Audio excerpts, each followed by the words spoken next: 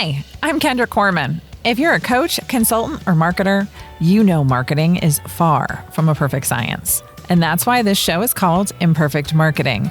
Join me and my guests as we explore how to grow your business with marketing tips and, of course, lessons learned along the way.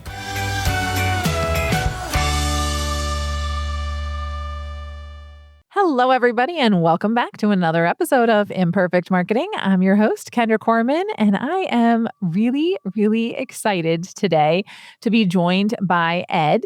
Ed is going to be talking to us about visibility, right? Managing organic marketing and personal branding, which is super exciting stuff. Welcome. Thank you so much for joining me, and tell us a little bit about how you got into this visibility game here. Yes, thank you so much for having me on the show. And it's funny that I'm in this position because when I was growing up, I can still remember back in third grade, believe it or not, getting pulled up on stage in front of everyone in that cafeteria. I don't know why, but I got pulled up on stage and I went kicking and screaming because I did not want to be in front of people. I literally ran off stage, had a panic attack in the bathroom on the cold tile floors, hyperventilating, and just could not breathe. And yet now I'm here talking about visibility and being in front of people constantly, both on video and in person speaking. And it's just been a whirlwind. And so I started with my business back in 2015 with website and tech support because that was my world. But I realized quickly I had to market myself. And I looked around to see what can I do to market myself differently? And I came from Apple where, the whole thing is think differently. So I was like, how can I market differently? And that's when video showed up in my research. And I thought, great, but I don't want to be in front of the camera. I don't want to be in front of, the camera recording my voice, my face. Like I didn't want to be in the center of the center of attention, right? But I also realized that it was either that or I go back to a 9 to 5. And I literally had that conversation with myself in my backyard one day that you either get good at being on video, do it messy, do it imperfectly, and show up, or you close up this business and you go back to a 9 to 5 and you deal with it. And I'm still here in 2025/2026, and I am so excited to still be here sharing my story and being able to help others show up, deliver their amazing expertise, and engage with the right audience because not everyone is going to be your client. And when it comes to marketing, I know it's heavy, but that's what we're here to do, to break it down into bite-sized pieces that makes it manageable in just 15 minutes a day. So that's kind of my story in a quick nutshell. I love it. And I don't know anybody that does not have a traumatic story from third grade. Personally, I moved from New York to Texas in and started third grade fresh. So I have plenty of communication related issues and nightmares that had me having panic attacks at my desk. So I very clearly remember all of that myself. And then I did not start this podcast on video until episode 101. Because I didn't want to do my hair. Yes. I was like, I want to just be able to have it up and not have to worry about how I look. And sometimes I don't care how I look anymore now that we're on episode 300 and something. But I got over it. I got over myself. Yeah. And you bring up such a great point. So I just want to tap in on that for a second because majority of my clients are women. And even though I'm helping them with the visibility plan and really figuring out what makes the most sense of where they show up, I'm always encouraging them to get on video, right? I mean, that's the ultimate goal is to get us on video. And that comes up a lot. I mean, even as a guy, I've always not wanted to hear the sound of my voice or to see myself on camera. But you bring up a good point. You get over it. After so many reps that you put in, you get over it and you don't even care anymore. So you will show up whether your hair is a mess or, you're not wearing the blazer that you thought you were going to wear because you're now comfortable. Like all the things that we worry about in the early days, we don't care. We start showing up as ourselves and that's a good thing. So just keep that in mind, listeners, that it's important to put in the reps. They're going to be uncomfortable. But if you stick with it and you're consistent, you will find what works for you and what feels comfortable. And then that's what's going to help you stand out. I love that. By the way, I do get my hair done. Uh, several It days looks usually great. before my recordings, but whatever. Because it's like I don't want to do it. There's a lot of it. So, but yeah, no, I think that that's so true because we do get over it. I still remember running from the room. I was on the news and my husband was playing it for some other people to say, look how good she did. And I was like, oh my God, I can't listen to myself. And I literally ran out of the room and said, let me know when you're done because I can't do it. And now I listen to myself repeatedly, as I edit and do things, and you do get over it. And I think one of the biggest things to keep in mind, and I was on a webinar a long time ago, and I tell this to everybody, is that there was a guest speaker, and her thing was, "You're just not that important to people. They really don't care. They really don't care. If you say some or you say so sometimes, it's okay. They don't care. That doesn't matter to them. Your message and what they're learning from you is what matters, and I think that that's really important." Absolutely. And on top of that, real quick too, is that the fact that you showed up because others aren't doing that. They're staying behind the screens. They're not getting in front of the camera. They're not getting on stages. So when you do that, you are inspiring so many people, even if they're not liking or commenting on your posts. Because I know we get so caught up in social media world. Understand that you will get those messages probably through email or a direct message on Instagram every once in a great while. And you're like, what? Where have you been my whole life? Like, why haven't you talked to me about this before? So just keep showing up. It's so important, both for you and your audience. I think that that is so true, and again, that consistency shows people that you matter. There's just so much there. Okay. So let's jump in because we just talked about social media, right? So I want to jump in and ask, okay, people are overwhelmed by social media. There are too many things. There are too many places. I don't want to be all the places because I'm tired. Where's the best place to start when you're looking at being overwhelmed and trying to be all things everywhere? Such a great question. So first, I should also preface that majority of my clients are established business owners. So they have built their business on referrals. They have been playing that word of mouth game, which is great. However, times have changed. So you're not broken. The system has just changed over time. And while word of mouth is great and we love those, it has been drying up for a majority of businesses. Now, why we are paying attention to that is because we want to make sure we're using online platforms like social media to help increase our visibility and to get those connections. That's when we have to figure out what are our goals and where are our audience hanging out. For example, a lot of people will jump to Instagram because they, the coach, the consultant, the business owner, like Instagram because they hate Facebook. Now, I get it. We have a love-hate relationship with social media in general, let alone the whole Facebook versus Instagram debate. However, what happens oftentimes, more than not, is Instagram, while you like it and your audience may be on it, they're not actively looking for your services on Instagram. Chances are they're doing that on Facebook, LinkedIn, Threads, and a few other places. So where you need to start when you start feeling overwhelmed with social media is go offline, get pen and paper, and write down, what are you trying to do? Where's your audience? What are they looking for? Really get clear on that piece before you tie in the tech so that then you can start to follow up with which platform will serve you best and understand that video, no matter what platform we're talking about, is going to be a key player no matter where you show up. Okay. So I want to point something out here that I think is really important. You said start with your goals. I feel like I'm a broken record. I have had so many conversations with people and I'm like, so what are your goals? And they're like, my marketing goals. And I was like, no, your business goals, because there's no such thing as a marketing goal. Marketing goals, like if they're not your business goals, then we got problems. Yeah. And so, right? But people don't always think that way, right? They're like, oh, this is cool and new and someone told me I needed to do it, so I'm going to do it. And it's like, does that really support your goal of what you're trying to do or where your audience is or how they're going to interact and how they're going to find you?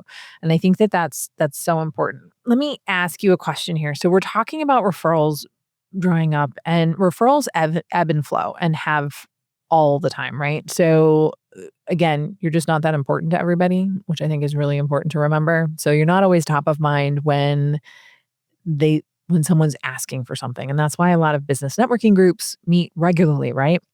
Keeps you top of mind with them. And I think that that's so important. And that's part of what social does on reach is it keeps you top of mind with people and gets you that reach so that you can engage with them. One of the things though that I usually tell people is usually whatever social media you like to be on is the one that you should start with because or focus on because odds are it's one of the big ones and your audience is there. And then it doesn't feel as much like work. But I 100% agree with you because my channels are mostly LinkedIn and YouTube. But my question for you is, so if I really, really, really don't like LinkedIn and Facebook and I really only like Instagram and that the rest of it's going to feel like work, is there a way around that? Absolutely. So when I'm working with my clients, I always help them come up with what I call a GPS. So we look at what's the goal, what's the plan, and what's the system that we're going to be using. And like you said, you start with one platform so you get really good at it and feel comfortable with it. And that can be as little as 15 minutes a day or 15 minutes a week, depending on how your system is set up. And it's all about getting comfortable with that platform and then repurposing that information into another platform, whether it's another social media channel or your email list. Let's not forget about that email newsletter, people, because that is such a hidden gem for so many. They either don't have a list set up or they don't talk to their list ever or as often as they should. So keep that in mind that it's all about coming up with a system. We think about part about being visible. It's not just being visible because you could post all day long and quote, be visible, but it's setting up a visibility system that allows you to make marketing doable so that it doesn't feel like a chore. You're not burnt out and you can spare 15 minutes, no matter how busy your schedule is, to be able to put your content out there. That's what we're looking at here. So let me ask you a question. Can you give me an example or define system? People all talk about systems and I think that there's a lot of disconnect in how certain people use it and stuff like that. So what do you mean by system? Basically, looking at your schedule for the week. Let's start there and look at Monday through Friday. Mine looks like Tetris, by the way. Yes. Gone wrong and I lost. I'm just saying. Exactly. Yes. So, look at Monday through Friday. Typically, we're all working on the weekends. I get it, but I always try to condense it to Monday through Friday. And then you're going to start to plan things out. So, when we think about Monday, for example, Monday could be our content creation day. So, what is it that your audience needs to hear from you? So you write that down. Maybe you create a blog post out of that. Then on Tuesday, you're creating a social media post, let's say an Instagram post. And then on Wednesday, you're creating a newsletter from that blog post and that social media post, right? So you're breaking down what seems overwhelming in this big arching, gloomy cloud up here into bite-sized pieces so that that's part of your system. Now, a system also can be what tools are you using, right? You're going to use your social media scheduling tool. You're going to use Instagram. You're going to use Riverside for your edits and recordings. Maybe you're going to use CapCut for video editing as well. You can write all those things down under your system as well. So that's how you can kind of break it down for how you're going to move forward with it. I love that. And one thing I want to add about what you're talking about when looking at the calendar and like your content creation day and things like that. So I follow the full focus planner. And this is definitely not sponsored. I live by my planner. And when I don't take it out of my backpack or if I miss a few days of it, I am a hot mess. Like I totally lose focus. But anyway, my full focus planner, I love it. They have something in there called the ideal week. And I never filled it out. Like for years and years, I never filled this thing out because I was like, I don't have an ideal week. Like I can't make this work and blah, blah, blah. And my weeks aren't perfect. Okay. So just get over it. Like it's not going to be perfect. I think that's one of the really best things to think about is yes, Mondays are your content creation day. You got to work in a client meeting. You got to work in a client meeting. You've got to, you've got a opportunity to speak at a conference. So you speak at a conference. Like it's not hard and fat. Like none of this is in concrete. And that took me a long time to realize. And my ideal week has been amazing all through recently. And then I've got a whole brand new schedule coming up in 2026. And I did not take the time here to really work out what this year's looking like. And I probably should have spent more time on that. That'll be a 2027 problem.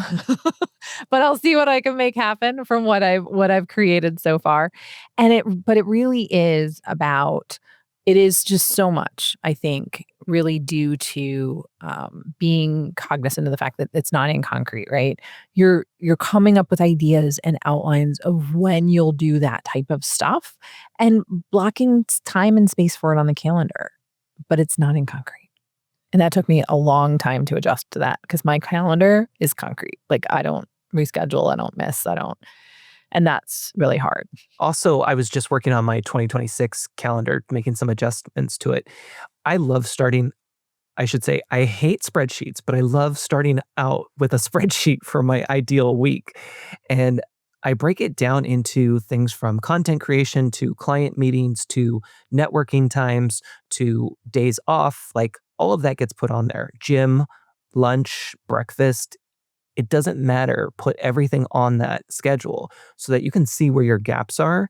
So that gives you more flexibility for saying yes to things or no to things. And it also really, really helps if you can start to prioritize your call days, whether that's with clients and or networking, because I promise you, it makes your life so much easier if you have specific days for the most part dedicated to those things versus I'm open 24/7, book whenever, all week long, because that creates so much chaos and you're just a chicken running with your head cut off and it's not fun. If people could find spots, my like bookable time was Tuesday, Wednesday, Thursday back in 25 and 24, and that was it. And there were certain time, like I think it was 10 to 4 maybe. So I definitely had like get ready in the morning time or have a meeting, and I had that wrap up time at the end of the day because the end of the day wrap up is probably my most important because that's when I get really set up for the next day. But again, such great tips. So thank you, thank you, thank you. And I can reiterate that they are all amazing because I use them and I think it's fantastic. So let's get into mistakes because everybody always wants to know, all right, how can I do this better? Right. And so what's one mistake that you're seeing entrepreneurs make with their content and how can they fix it? Not having a call to action. There's so many different mistakes out there, but that's the first one that comes to mind is that you put so much effort, some maybe more than others, into creating, let's say, your posts for social media. And then you just leave people hanging. It's not a good cliffhanger like from your favorite TV show where you can't wait for the next episode. It's literally you just left them hanging. There's no call to action. And so I want people to start thinking about two things when it comes to their content that they're creating. One, does it have a call to action? And two, can you start to add more storytelling to your posts? This is going to be a big one, especially for this year. And if you don't know how to do the storytelling thing, because let's face it, unless that's your business, you might not, and that's okay. That's where you can leverage AI and have AI like ChatGPT help support you in creating storytelling posts for your special social media channel. Notice some keywords in there. I was kind of hinting without giving you guys all the details at what to piece together. No, I think that that's great. And yes, you have to give it the information. You have to tell it your story or it'll make up its own. I remember we were using it to help brainstorm this is like years ago now, my niece's college essays because they had to be in this storytelling format and that's what everybody was doing. And I was like, oh my gosh, my essays look nothing like this. But it starts writing that as the light shines in on the floor from and it was like a stained glass window and it's like she has no stained glass window, like, it was like the floor was not tile, like I don't know what it was making up, but it was a good story. It just wasn't hers. So we had to rewrite, but it gave us some good ideas. And that's the thing I want listeners to also understand is that ChatGPT, for example, it could be any AI. We'll just use its ChatGPT for example, is a great creative partner. And I want you to still think for yourself, create your content, but when you get stuck or when you need that extra help, then you go over and use something like ChatGPT. So a real example for you is I will take my thoughts, write them out like I normally would, and then I will go over to ChatGPT into my chat for storytelling and ask it to reformat it in a storytelling way. It still takes my exact thoughts, my words, just reorganizes it, maybe adds a couple different words in there, but for the most part, it's exactly what I was thinking and what I wanted to communicate. It's just presented in a better format that is going to engage the reader.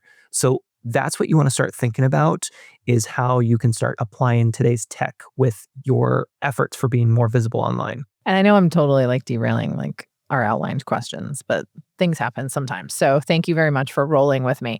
Okay, so we're talking about AI right now. And so I do want to get your opinion on something that is AI generated video and AI avatars. What are your thoughts? I don't like them and I don't use them. Me neither, which is totally fine. Yeah. And I love AI. I wrote a book on AI. I live for AI. It saves me so much time. But I don't really use it either. But go ahead. Like why not? Yeah, I love that you bring this up because especially when it comes to the videos, that's an easy out for those who don't want to be on video, right? And you might be thinking, great, I can do that. I can just go create some AI videos and just call it a day. Yeah, but it's not going to be a good look, especially in the long run. When we look at AI videos, for example, sure, they can be real good, by the way. Like these days, they're getting better and better. But when somebody sees constant AI generated content, they question your expertise. They question, are you real or is this just spam? Like, what are you really selling to me? And it's almost like, no offense to anybody who does Bitcoin, but it's almost like back when Bitcoin came around, right? Anybody that had Bitcoin in their bio or had posted about Bitcoin, automatic was scam. Like, don't talk to me, scam. Same thing with AI. And we also have to remember that we are building what we call our personal brand.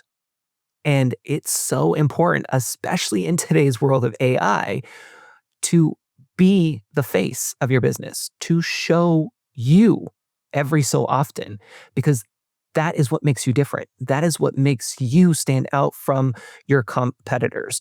That's what's going to make people want to talk to you and invest in you and be able to learn from you. So don't hide behind the camera. Don't hide behind AI. Leverage it for sure, but remember that you still matter and you still need to show up, and it's going to perform better as well on social media platforms when you have your own user generated content versus AI generated content. I think that is so important. So, all right, we're not going to get through all our questions. All right, we're going to have I you know. back because we're going to have to I told ask more you. questions because there's more important ones coming up, and I don't want to keep you longer. For those listening and watching who stopped listening and Yeah. watching at the 30 Yes. minute mark, because I watch my data and it says you stopped listening. And So maybe today will be different. Maybe they're like, ooh, we like this. Let's peek. exactly. So we'll definitely have to have you back on so that we can finish talking more about this because I think there's so much to share and so much information that we need to have out there because people are just not, they get overwhelmed and it doesn't take as much time as we think it does. We're actually freaking out longer than it would take us to do it. And I think that's important to know. So before I let you go, I do need to ask you the question that I ask all of my guests. And that is that this show is called Imperfect Marketing because marketing is anything but a perfect science. What has been your biggest marketing lesson learned along the way? One, just show up, even if it's messy.